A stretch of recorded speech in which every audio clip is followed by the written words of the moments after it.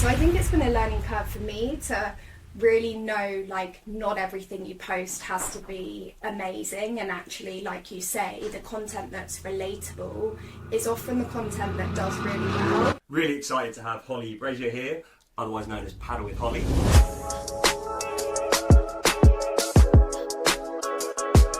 I am the face behind Padel With Holly, which is a platform kind of sharing paddle to people over Instagram and TikTok. The page is about getting the community involved and understanding about the paddle industry, sharing facilities and what they have to offer, and you'll also see a little bit of myself playing paddle on there as well. I was having a bit of a rough time in the sense that I was kind of like, where am I going with my life? What am I doing? And paddle was kind of that consistent thing for me that allowed me to kind of get out of this headspace of overthinking. And actually, Amazing. when I was on court, the only thing I was thinking is make contact with the ball rather than the hundreds of other things that were going through my mind.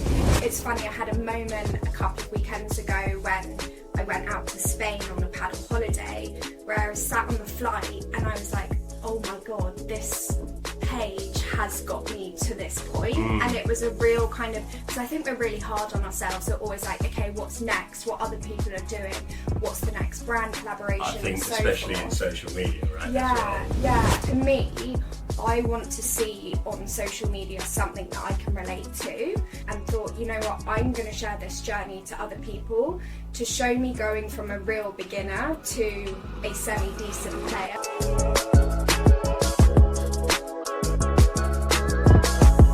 Welcome to the Padel Directory Podcast. I'm Toby Bawden and I'll be your interviewer for the TPD Podcast.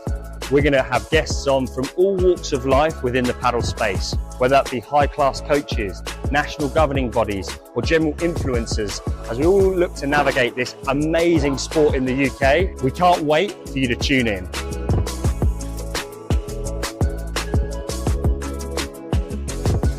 Welcome back, viewers and listeners, to another episode of the TPD Podcast, the Padel Directory Podcast, talking all things paddle in the UK. Really excited to have Holly Brazier here, otherwise known as Padel With Holly. And look, going to be exciting to talk paddle for a few minutes with yourself. And Holly, first things first, introduce yourself and tell us a little bit more how you got into paddle. Okay, so I'm obviously Holly. As you said, I am the face behind Padel With Holly, which is a platform kind of sharing paddle to people over Instagram and TikTok and other forms of social media. And really the page is about getting the community involved and understanding about the paddle industry, sharing facilities and what they have to offer, and you'll also see a little bit of myself playing paddle on there as well. Fantastic. And obviously we talk to lots of different people from all sectors of the industry. One big thing is, how did you get into paddle? So when did you start and why? So I started in November 2022.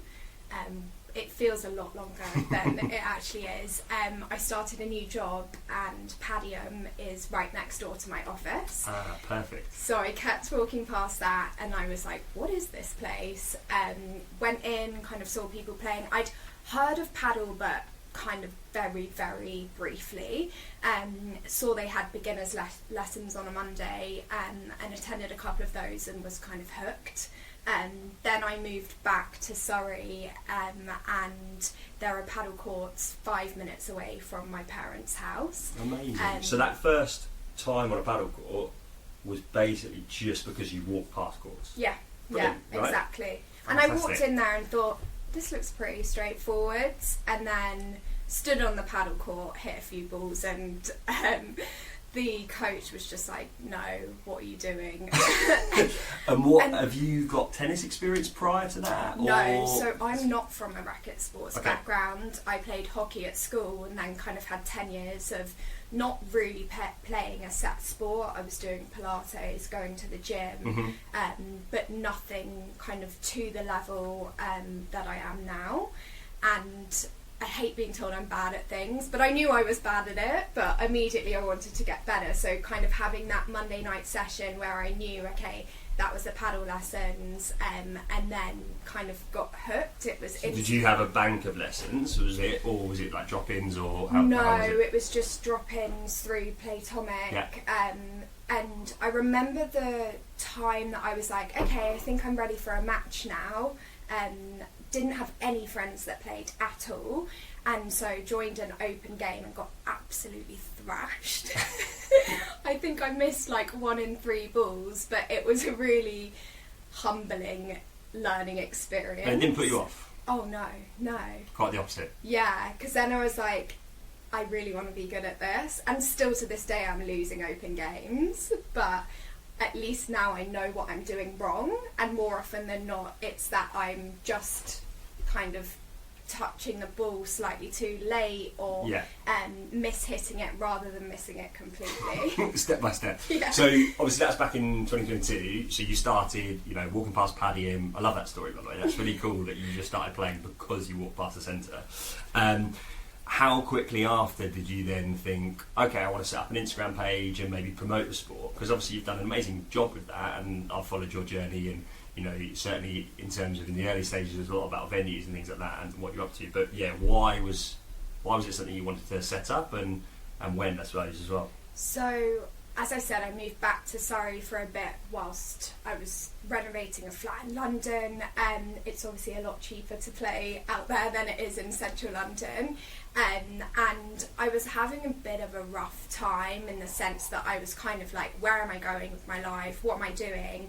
And paddle was kind of that consistent thing for me that allowed me to kind of get out of this headspace of overthinking. And actually, Amazing. when I was on court, the only thing I was thinking is make contact with the ball rather than the hundreds of other things that were going through my mind. So I started playing like 4 or 5 times a week, which I wish I could do now, but it's 1 or 2 times a week. And then I thought, okay, I'd love to become a certified coach. More actually so that I could understand how you teach the game and improve as a player myself, rather than actually to be able to go out there and coach other people, but maybe with the ideas of getting people into paddle and those kind of There's more intros. a thirst for knowledge around your own game, and that's what sort of led you to go on that coaching pathway. Yeah, exactly. And what I was seeing on Instagram at the time was either the professionals playing these amazing shots running out of the court. Is that not what you're doing? Not yet. I'm yet to do that. You'll be there soon, don't worry. I know. Like, I know it's coming, but or I was seeing a lot of male coaches, right. And to me, I want to see on social media something that I can relate to.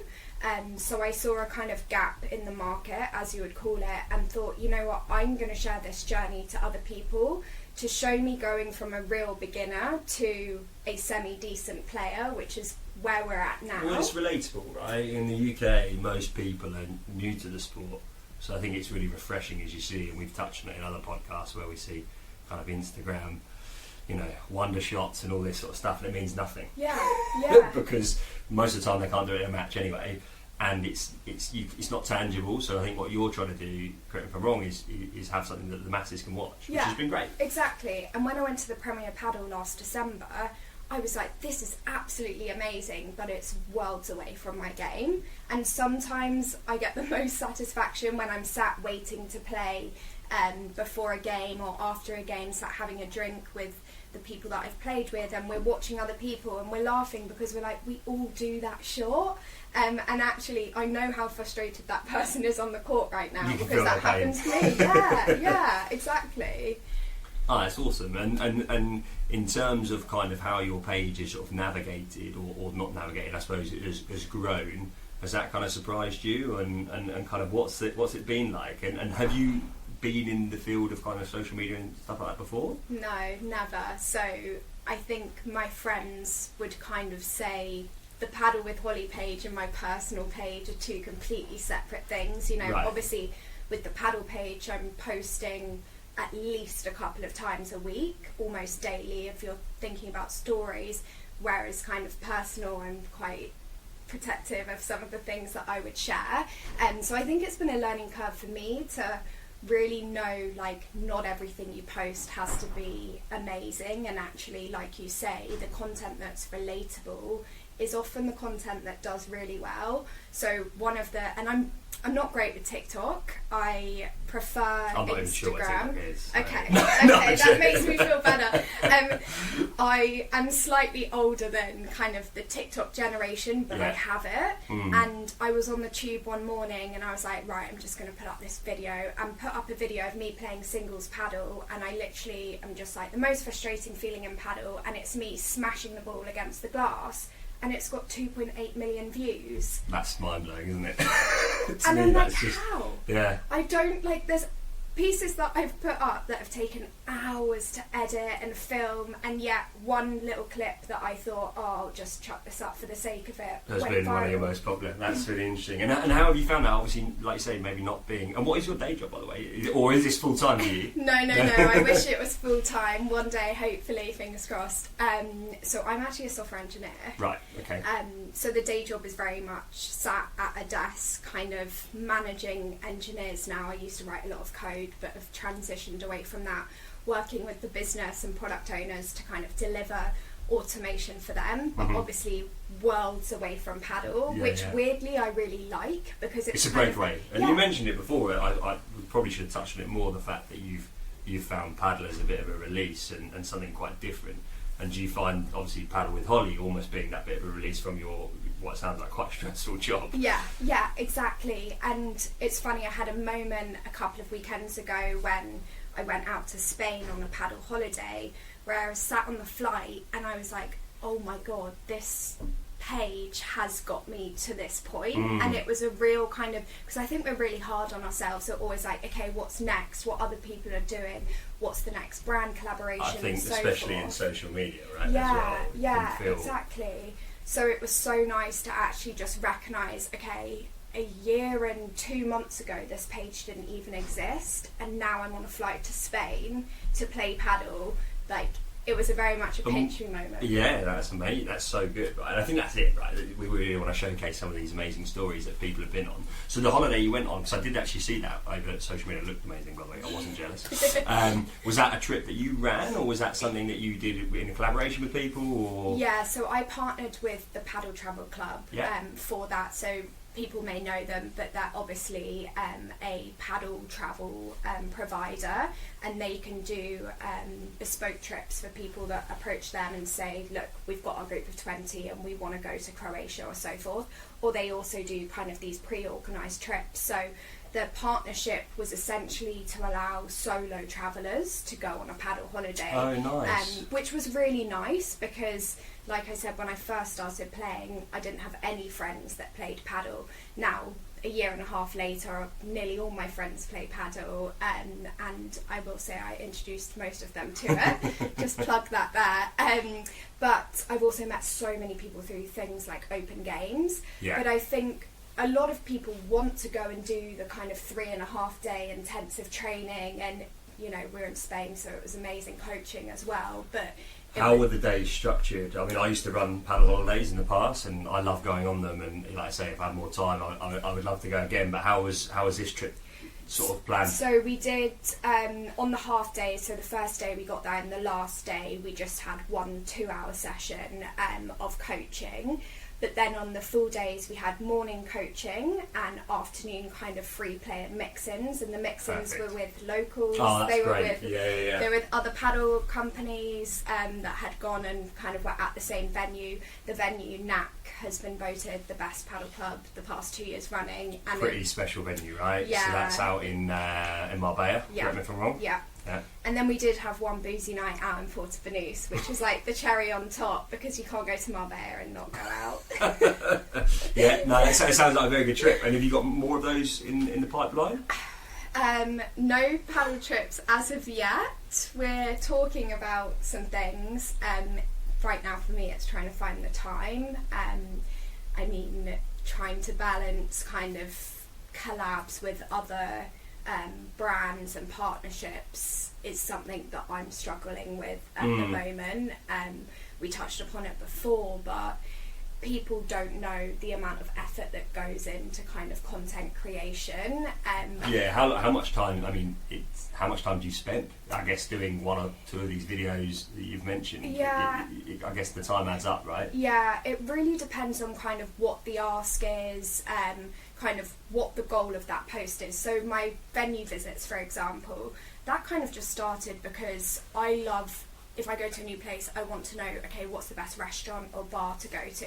And I love watching those sorts of reels. And I thought, actually, there's a gap in the paddle world to showcase paddle facilities. And we're obviously very lucky in places like London, Bristol, Manchester.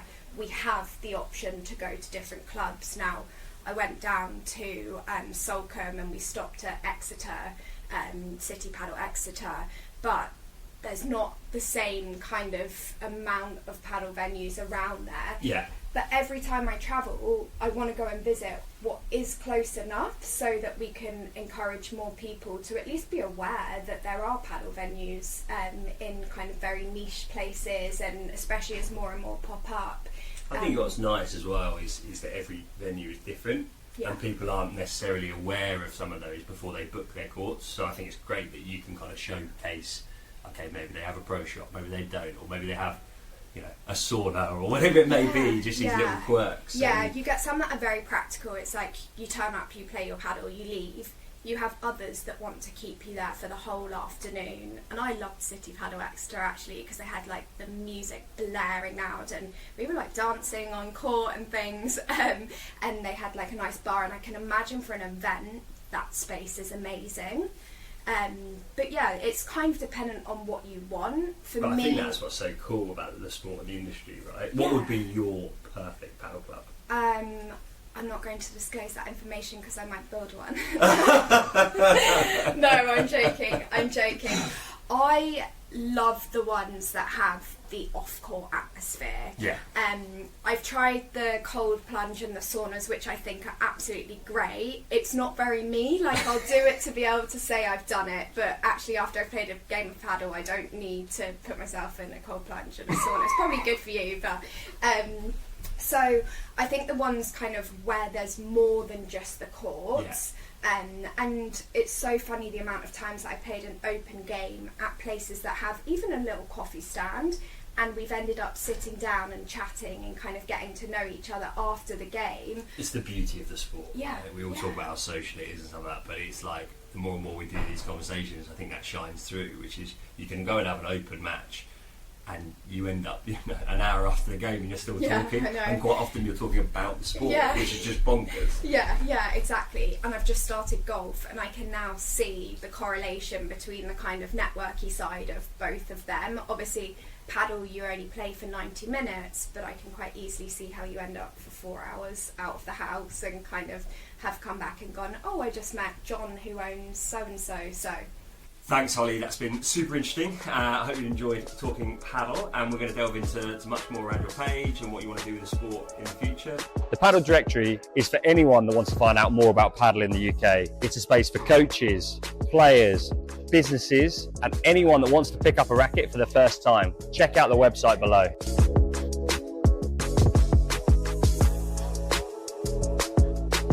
So welcome back to our super interesting chat with Holly, or Padel with Holly, as her page is. Go follow. Shameless plug, but we've got to do that.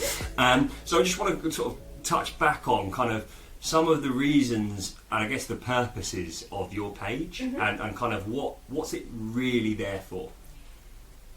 I'd say the key thing for me is around the community that you get out of paddle. So whether that's getting more women into the sport, which I obviously feel very passionately about, and there's a couple of avenues that I try to do that. One, by obviously showing content that is not the perfect paddle shot, me training, going to lessons, trying to improve as a player, but also through events that I've started partnering with. So we're doing the Pilates and Paddle series at Rocket Paddle across the summer, and by the end of that we'll be able to say that we've introduced 100 women into the sport. It's amazing.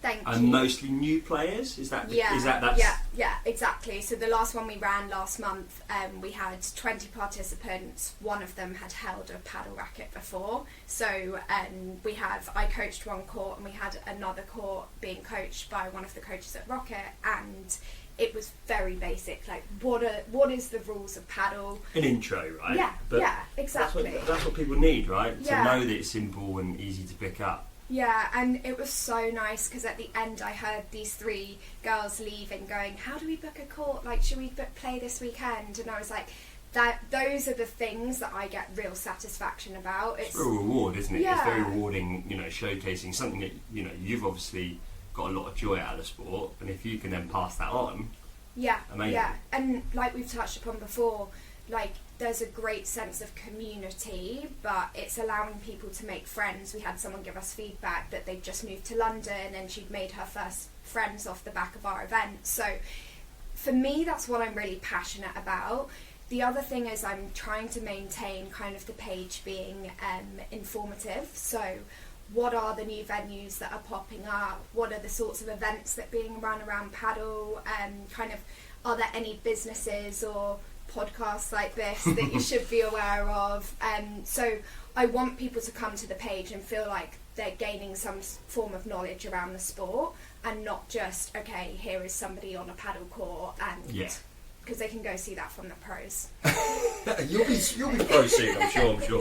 And in terms of, actually, just to touch on that, in terms of your own personal paddle development, where would you like to get to with your own game? Do you have little sort of milestones and goals that you want to get to? I do. I think my biggest thing is consistency. I've now learned and have developed the fundamentals up to a level where I feel super confident with the coach when he's feeding the ball and I know where it's going to go. The things I'm struggling with is come into a gameplay situation and actually at what point I hit that bandecker in that particular position is what I'm struggling with. Shot still. selection and picking that time and moment. But that's just interesting. So no sights on Premier Paddle next year. I like being in the audience with a glass of wine. It's good to watch though, right? The top pros play. You've obviously had the opportunity to go abroad and watch them at some events. Yeah, it was amazing. And obviously Ball Paddle sponsored the Premier Paddle last year, so we were treated very well. Super. But yeah, that's great. I mean, in terms of your kind of sort of page and your partnerships and things like that, how does that work? So it started with me reaching out to paddle kind of facilities, paddle brands, and thinking about how we can work together. Obviously, plug for you, but Dropshot approached me for kind of sponsorship and said, we'd love you to try our rackets and so forth. So a lot of what I do now is being approached and saying, we love your content, we would like you to try our paddle clothing or whatever it is. I'm sponsored by Bull Paddle at the moment, so I'm playing with their rackets. It's quite a minefield out there, right? Oh, it really is. Even with, I was gifted 3 different Bull Paddle rackets and I played with them all consistently for a month, and the difference between them, when I first started out, it was what looks nice, what matches the outfit, and so forth. And now it's, okay, what do I get the most control on? Actually, which one is helping me in my paddle lessons hit that bandecker correctly, and so forth.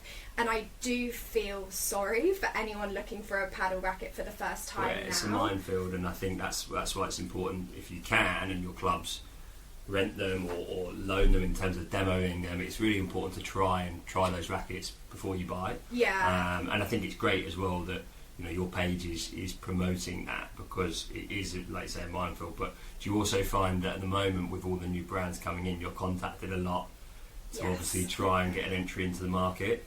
So I'd say once every 2 days I'm being messaged to say, can we gift you something? And really now, we know it's becoming a much more competitive market, and I'm very supportive of other paddle businesses, but I think people need to prove their worth in the paddle area now and show what is unique around their products, and then kind of reflect on, okay, how do we grow this? We've got a foundation, but what is it going to take it to the next level? And I mean, it's awesome to see so many entrepreneurs, I guess, coming in and going. It's exciting, right? Yeah, and even to the point of who can build paddle courts.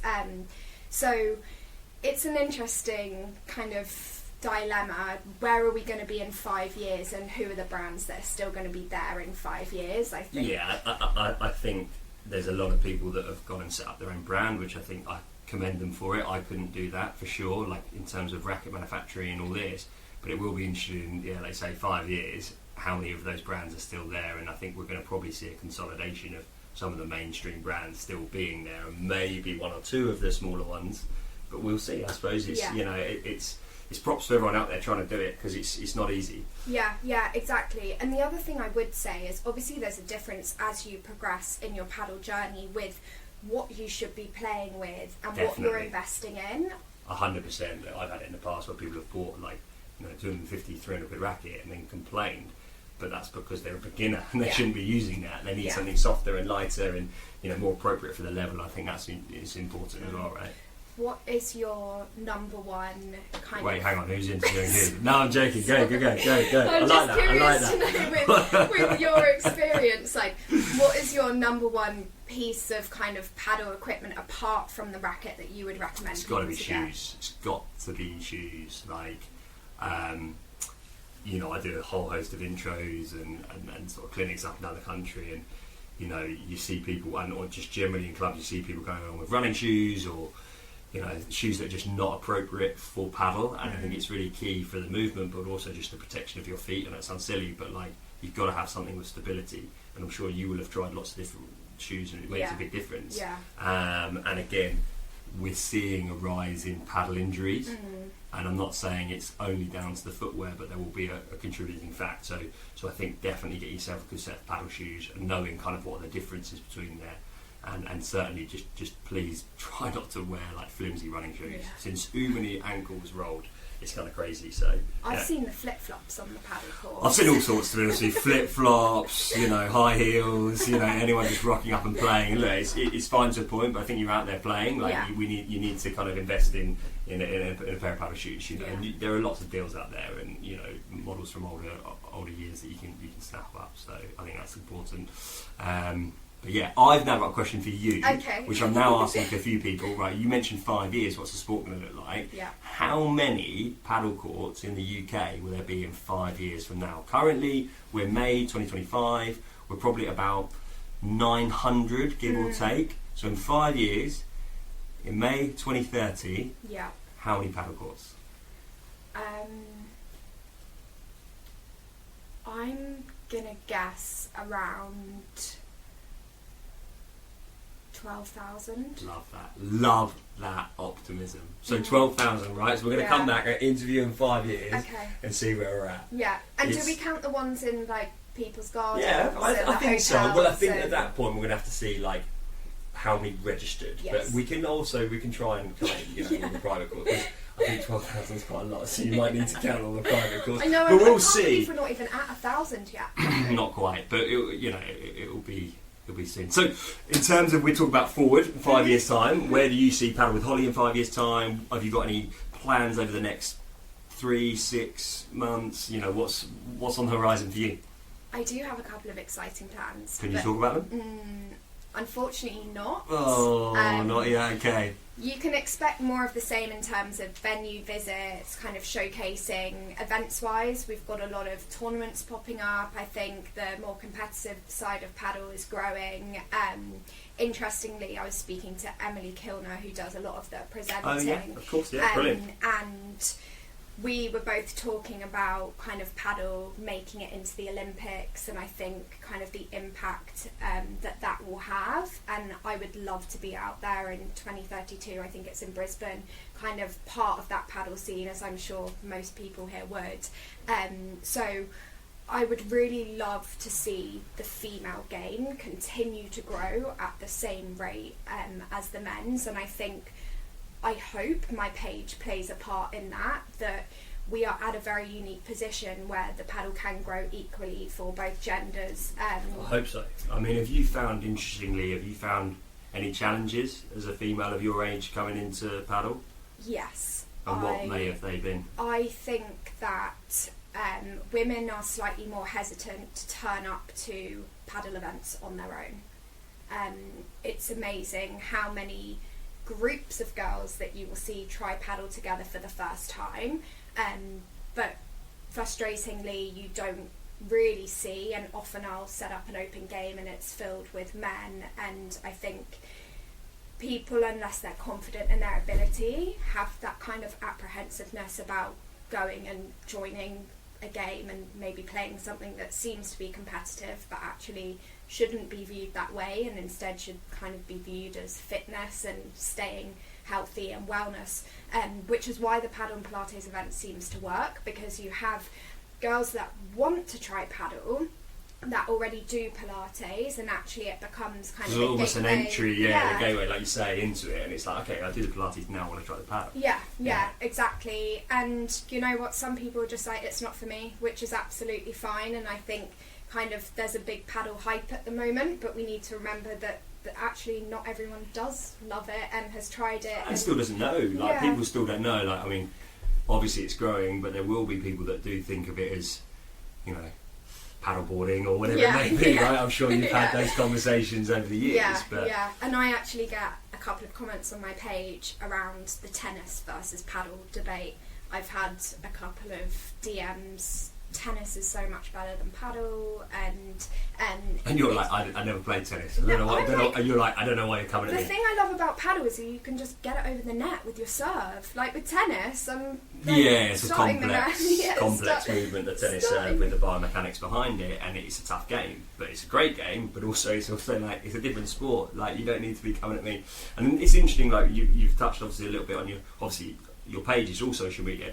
Have you found that, obviously, I'd like to hope most things are positive, but have you found some, I mean, it scares me, social media. I find it like, I deleted it for January and that was great, but I have to be on it for so many work reasons. But detox. But do you find it also, there's some negative things that you find? Yeah, I think sometimes people forget that there's a human behind that page, and actually sometimes some of the messages I get, I think people would be scared to say that to my face, but feel confident enough to probe into my personal life. Keyboard warrior, like saying inappropriate things, basically. Yeah, exactly. And you know, I'm all for giving people benefits of the doubt, and if people DM me, I try and respond to as many messages as I do get. A lot of inquiries I get, how can I find a paddle coach? Do you know any courts near me? And are very kind of practical questions, and I try to sit there and go through them all kind of on a Sunday, as that's part of what the page is about, like community engagement, right? But then there's the other questions that I'm like, I've quite clearly set a boundary and said no, stop messaging me.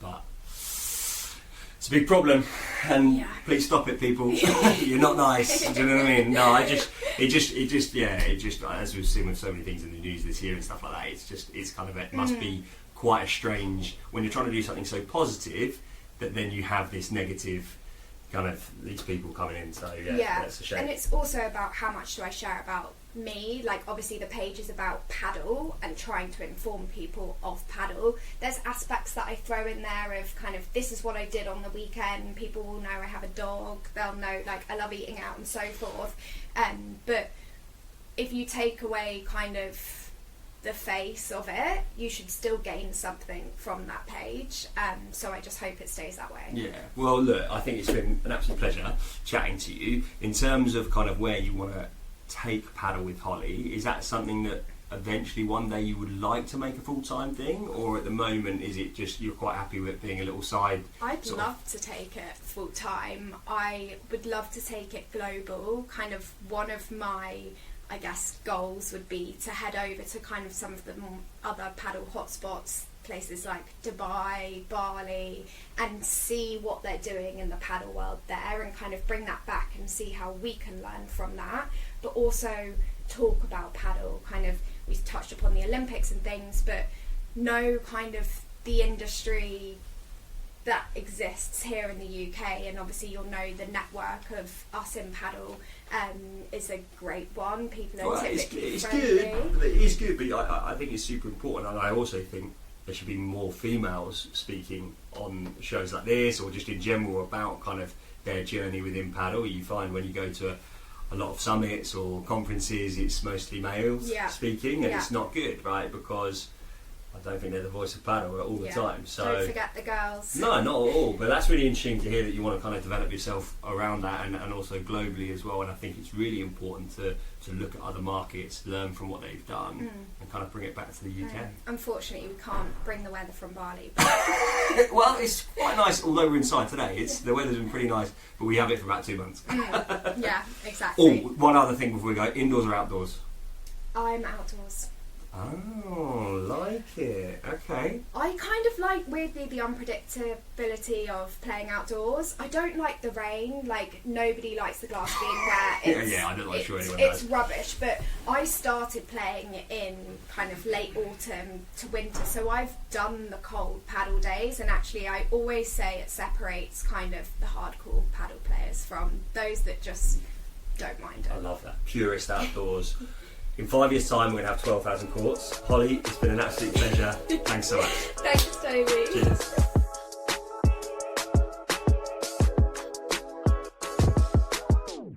Thank you for joining on the TPD podcast. We hope you enjoyed. If you don't already know, Padel Directory is the home of all things paddle in the UK.